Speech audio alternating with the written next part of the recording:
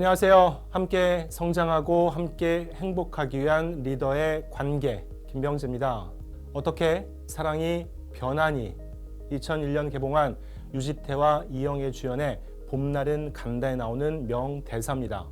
단순히 먹자는 의미가 아닌 심오한 뜻을 지니고 있는 라면 먹을래요? 라는 명대사가 나오는 영화이기도 합니다. 겨울, 봄, 그리고 여름을 거치며 사랑에 빠지게 된 순수한 남자 상우와 은수. 갑작스런 은수의 헤어져라는 말에 상우는 얘기합니다. 어떻게 사랑이 변하니? 상우의 믿음처럼 우리는 사랑이 쉽게 변하지 않을 거라고, 오래 갈 거라고, 영원할 수도 있다고 생각합니다. 아니, 기대합니다. 그러나 리더님께서도 경험할 수도 있겠지만 변할 수, 짧게 끝날 수, 영원하지 않을 수 있는 것이 사랑이기도 합니다. 사람과 사람 사이의 믿음에 기초한 사랑이라는 관계, 사랑을 깨트리는 여러 이유가 있겠지만 가장 큰 이유는 배신감 때문이 아닐까 합니다. 믿음에 기초한 사랑의 관계는 믿음을 저버리는 배신감이 드는 순간 깨질 수밖에 없을 테니까요. 같은 업무 강도로 일을 해도 다른 기업에 비해 공정하게 보상받지 못하는 연봉에 배신감을 느끼는 젊은 MZ세대 직장인들. 말로는 공정을 외치면서 알게 모르게 여러 특혜를 누려온 사람들에 대한 분노, 공정해야 할 오디션 프로그램에 사전에 우승자를 정해놓고 진행되었다는 사실에 시청자들의 큰 배신감. 최근 언론기사의 내용을 일부 각색해 보았습니다. 영화 봄날은 간다에서 상우는 은수와 헤어진 후의 배신감에 여러 찌질한 행동들을 하게 됩니다. 술을 마시고 은수의 집 앞에 찾아가고 은수의 초록색 차에 흠집을 내고 영화에서처럼 남녀 관계에서의 배신감의 결과는 찌질할 수가 있으나 현실의 다양한 인간관계에서의 배신감은 찌질함을 넘을 수도 있습니다.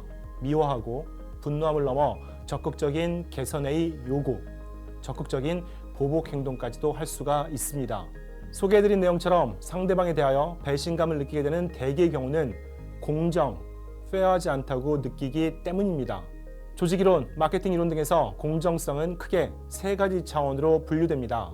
받게 되는 결과나 보상과 관련된 분배적 공정, 결과를 도출함에 있어서의 정책, 절차, 기준과 관련된 절차적 공정성, 마지막으로 절차가 진행될 때의 서로를 대하는 방식과 관련된 상호작용적 공정성이죠. 앞에서 예시로 말씀드린 밀레니얼 세대의 경우에는 특히 공정성에 대해 높은 가치를 부여하는 세대죠.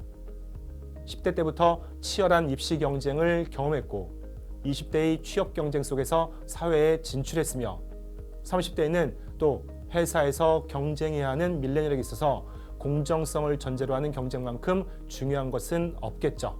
그 공정성이 깨졌을 때 느끼는 배신감 또한 클 테고요. 흔히 서로 이해하고 공감하고 믿게 되는 관계가 되면 이런 생각을 할 수도 있습니다. 어쩔 수 없는 결과라는 거 아마 저 친구라면 이해해 줄 거야. 우리 팀의 사람들은 내 상황에 대해서 충분히 공감하겠지. 다른 사람에게는 자세하게 설명해도 그분에게는 굳이 말을 안 해도 알아주시겠지.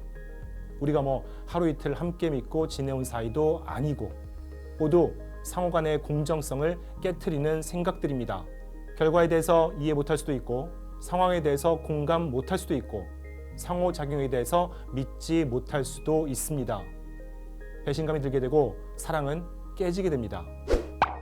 친구를 파트너로 사랑의 관계. 이제 정말로 봄날입니다. 영화 봄날은 간다의 포스터에는 이런 글이 쓰여져 있습니다.